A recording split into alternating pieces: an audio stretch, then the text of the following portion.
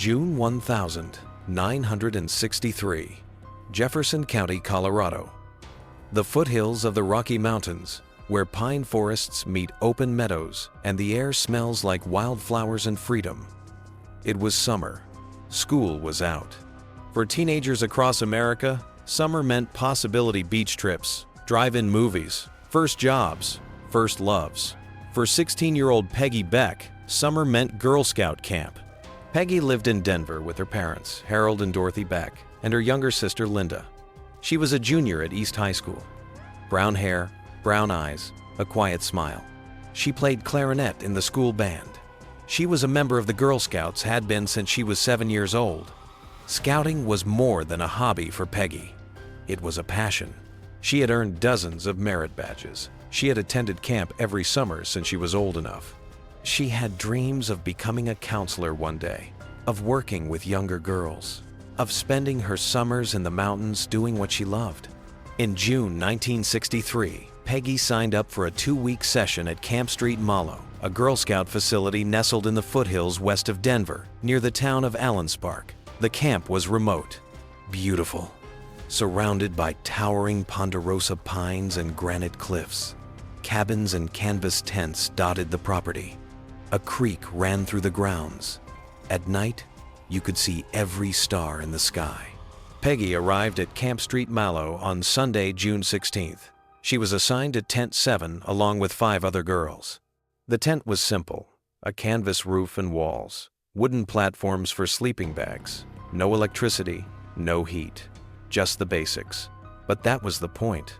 Girl Scout camp was about connecting with nature, building self-reliance, learning to be comfortable in the wilderness. The first week of camp passed in a blur of activities: hiking, swimming, archery, arts and crafts, campfire songs. Peggy was in her element.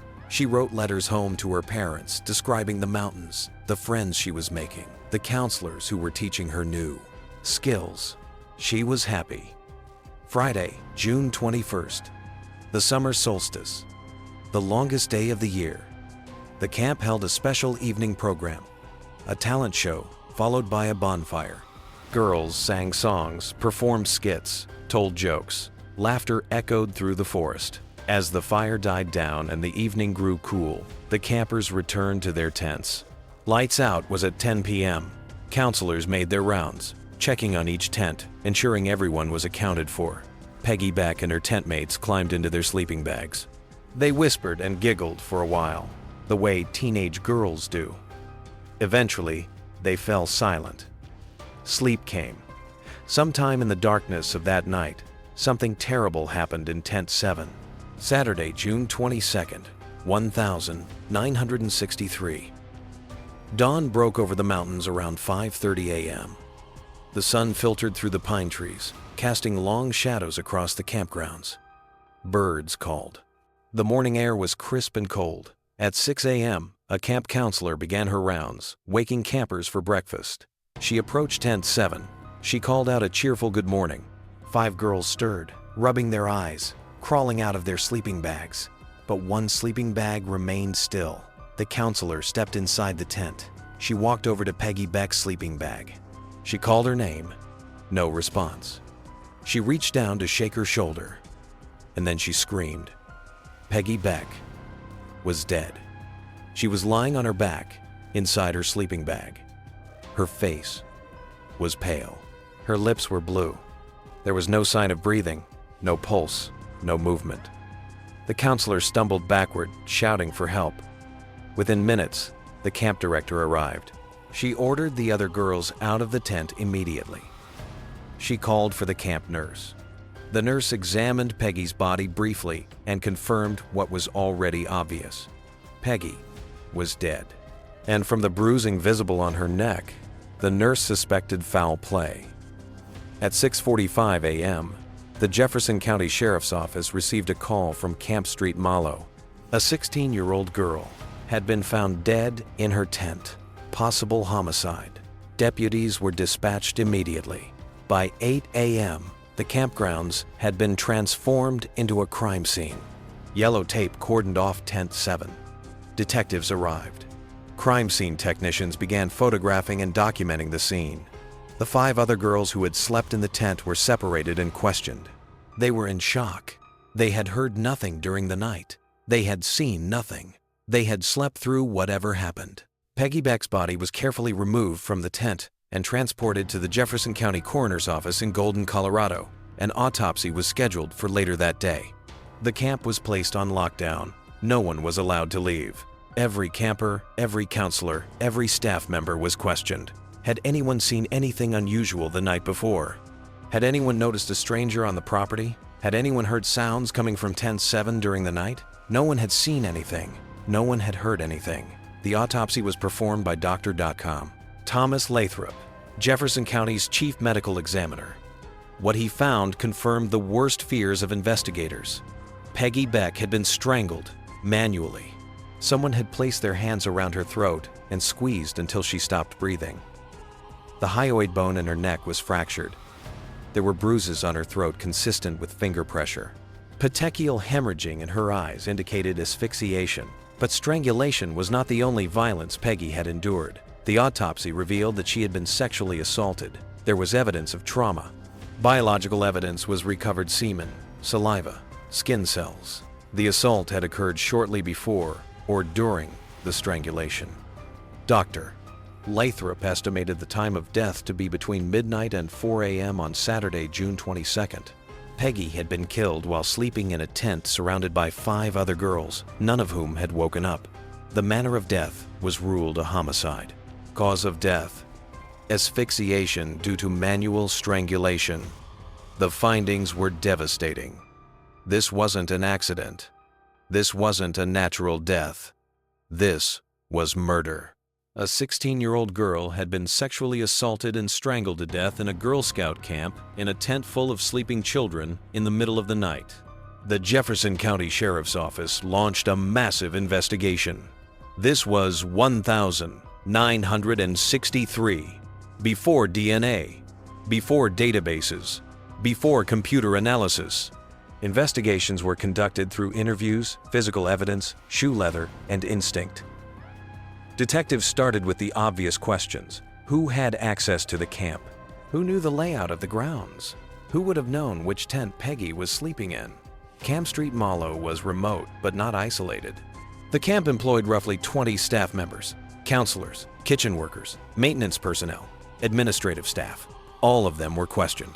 All of them were asked to provide alibis for the night of June 21st. All of them were investigated. Additionally, the camp was not completely closed off from the outside world. There were no fences, no gates, no security. Anyone could have walked onto the property from the surrounding forest. There were roads nearby. There were hiking trails. There were neighboring properties. Detectives cast a wide net. They looked at local men with criminal records, sex offenders, violent offenders, anyone who had been reported acting suspiciously in the area. They checked vehicle registrations. They interviewed residents of Allenspark and the surrounding communities. They chased down tips called in by concerned citizens. The biological evidence recovered during the autopsy was sent to the Colorado Bureau of Investigation Laboratory for analysis. In 1963, forensic science was in its infancy. There was no DNA testing. But technicians could determine blood type from semen. They could identify certain biological markers. The analysis revealed that the perpetrator had type O blood, the most common blood type, shared by roughly 45% of the population. It was something, but it wasn't much. Weeks turned into months. The investigation continued, but leads dried up. Police had no suspects, no witnesses, no clear direction. The case began to go cold. Harold and Dorothy Beck were destroyed. Their daughter had been sent to summer camp, a place that was supposed to be safe, supervised, wholesome. She had been murdered in her sleep. The Becks demanded answers. They deserved answers. But the police had none to give. The Girl Scouts of America was horrified. Camp Street Mallow closed for the remainder of the summer. Policies were reviewed. Security was increased. But the damage was done. Parents across Colorado, across the country, questioned whether summer camp was safe. Enrollment dropped. Trust was shattered. By the end of 1963, the investigation into Peggy Beck's murder had stalled. Detectives continued to work the case, but without new leads, there was nowhere to go. The case file remained open, but it gathered dust. Years passed. The 1,960 seconds became the 1,970 seconds. The 1,970 seconds became the 1,980 seconds. Peggy Beck's murder faded from public memory. New cases demanded attention. Detectives retired. The case file was transferred from active investigation to cold case storage. Harold and Dorothy Beck never stopped grieving. They never stopped seeking answers. Every year, on June 22nd, they held a small memorial. They visited Peggy's grave. They prayed. They hoped that someday, someone would come forward with information, but no one ever did. In 1980, Harold Beck died of a heart attack. He was 62 years old. He died never knowing who killed his daughter. Dorothy Beck lived on. She remained in Denver, in the same house where Peggy had grown up. Peggy's bedroom remained untouched, a shrine frozen in time. Posters on the walls, clarinet on the dresser, Girl Scout sash with merit badges hanging in the closet. Dorothy couldn't bring herself to change anything. It was all she had left. The case file for Peggy Beck's murder sat in a storage facility in Jefferson County. Occasionally, a detective would pull it out, review the evidence, check for new leads. But the case remained unsolved. Then, in the 1,990 seconds, DNA technology emerged. Law enforcement agencies across the country began reviewing cold cases, looking for biological evidence that could be tested using this revolutionary new science. Jefferson County was no exception. In 1997, a cold case detective named Michael Harris came across Peggy Beck's file. He read through the reports. He noted that biological evidence had been collected during the autopsy in 1963. That evidence had been preserved. It was still in storage at the Colorado Bureau of Investigation. Harris requested the evidence. It was sent to a forensic laboratory for DNA analysis. A profile was successfully extracted from the semen recovered from Peggy's body. The profile was entered into CODIS, the FBI's national DNA database.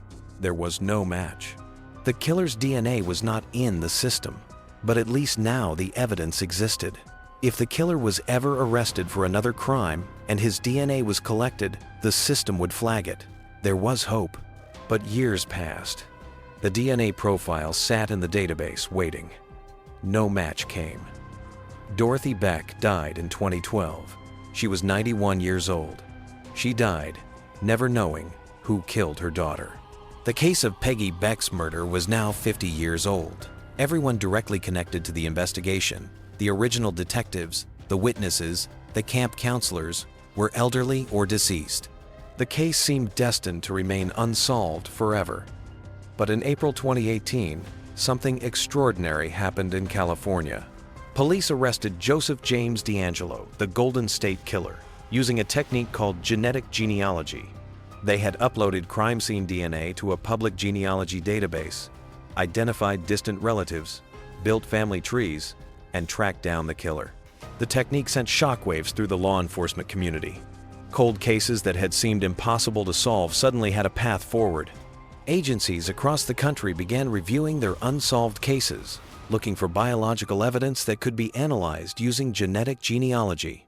In Jefferson County, Colorado, cold case detective Jake Thompson had been working Peggy Beck's case since 2015. He had read every report. He had interviewed surviving witnesses. He had submitted the DNA profile to every database available.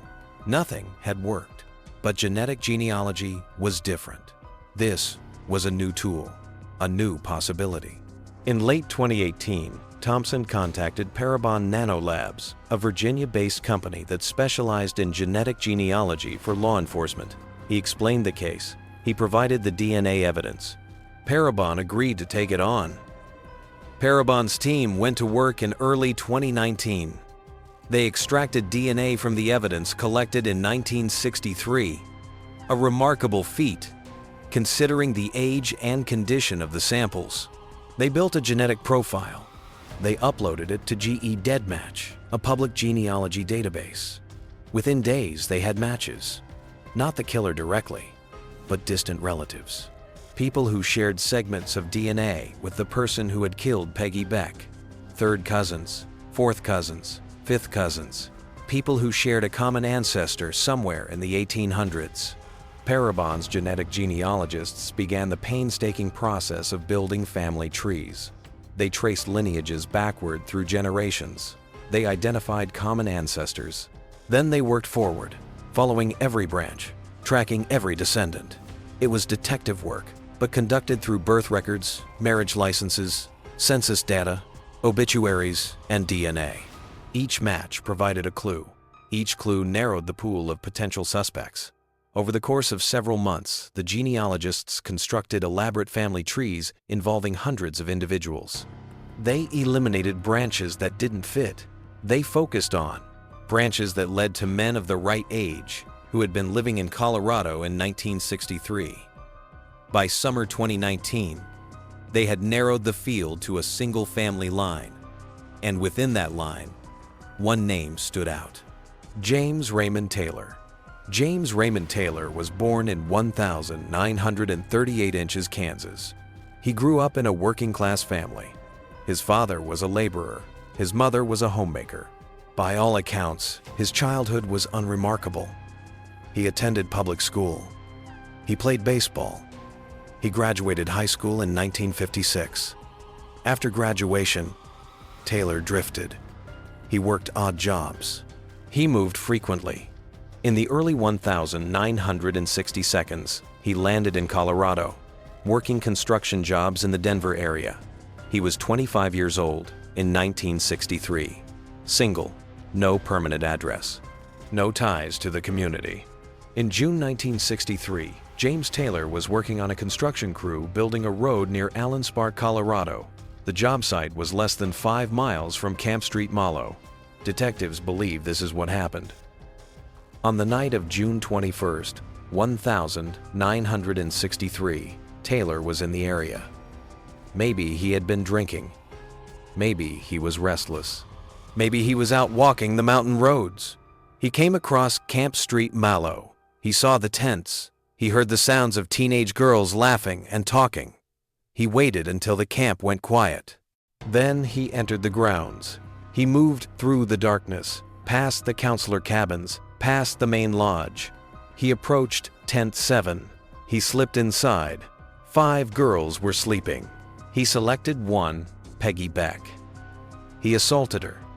When she began to wake, when she began to struggle, he strangled her to silence her. Then he left, disappearing back into the forest. The next day, Taylor continued working his construction job. He showed no signs of distress. He aroused no suspicion. Within a few weeks, the construction project was completed, and Taylor moved on. He left Colorado entirely. Over the following decades, James Taylor lived in multiple states. He worked construction, factory jobs, manual labor. He never married. He had no children. He stayed off law enforcement's radar. In the 1972nd, he settled in Las Vegas, Nevada. He changed his name. He began going by Raymond James instead of James Raymond. A simple reversal, but enough to obscure his identity in an era before computerized records. He lived quietly in Las Vegas for over 40 years. He worked. He paid his taxes. He kept to himself. He never spoke about Colorado. He never spoke about the summer of 1963. He carried his secret to the grave. James Raymond Taylor died in Las Vegas on the 12th of February 2015. He was 76 years old. The cause of death was complications from emphysema. He was cremated. His ashes were scattered in the Nevada desert. He died never having been questioned about Peggy Beck. He died never having been held accountable. But his DNA remained in the evidence from 1963. And in 2019, that DNA gave up his identity. Once Parabon identified James Raymond Taylor as the prime suspect, Jefferson County detectives had to confirm the match. Genetic genealogy provided a strong lead, but it was not enough for a legal conclusion. They needed a direct DNA comparison. Taylor was dead, but his DNA could still be obtained. Detectives tracked down relatives, a nephew living in Kansas, a cousin in Missouri. They contacted these relatives and explained the situation. A 16-year-old girl had been murdered in 1963. Genetic genealogy had pointed to their family line. Would they be willing to provide DNA samples to help solve the case? Both relatives agreed. They provided buccal swabs. The samples were sent to the Colorado Bureau of Investigation for analysis. The results came back in August 2019. The DNA from Taylor's relatives was consistent with the crime scene DNA. The statistical probability confirmed it. James Raymond Taylor was the source of the biological evidence recovered from Peggy Beck's body in 1963. Detectives dug deeper into Taylor's background. They discovered he had been working in the Allenspark area in June 1963. They found old employment records placing him at a construction site near Camp Street, Malo. They tracked his movements through the decades, Colorado to California to Arizona to Nevada.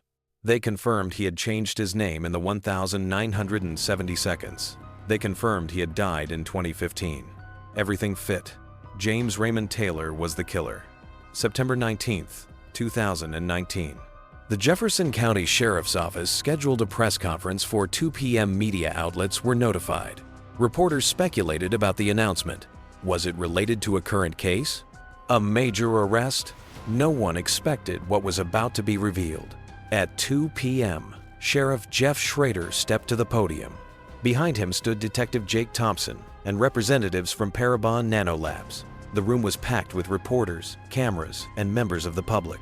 Today, Schrader began, I am here to announce that we have solved the 1963 murder of Peggy Beck. Through the use of genetic genealogy, we have identified the person responsible for her death. That person is James Raymond Taylor. The room erupted in gasps and murmurs. 56 years. The case had been cold for 56 years. Schrader continued.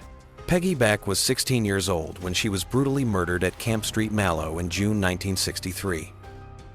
For more than 5 decades, her family and our community have sought answers. Today, we can provide those answers. James Raymond Taylor, a construction worker who was in the area at the time, sexually assaulted and strangled Peggy Beck. DNA evidence recovered in 1963 has been conclusively matched to Taylor using genetic genealogy and confirmed through direct DNA comparison with his relatives. Schrader explained the investigation. The preservation of evidence, the DNA analysis in the 1990 seconds, the genetic genealogy work in 2019, the confirmation through family members. James Taylor died in 2015. Schrader said, he will never face trial. He will never face justice in a courtroom, but we can say with certainty, he is the person who killed Peggy Beck. This case is now closed. The Girl Scouts of America released a statement praising the investigation and expressing sorrow for Peggy and her family. Survivors of Camp Street, Malo women now in their 70s, spoke to the media about their relief that the case was finally solved, about the fear they had carried for decades. Peggy Beck's younger sister Linda, now in her early 70s, released a statement through the sheriff's office. Our family has waited 56 years for this day. My parents died without knowing who killed Peggy. I am grateful that we finally have answers. I hope Peggy can rest in peace now.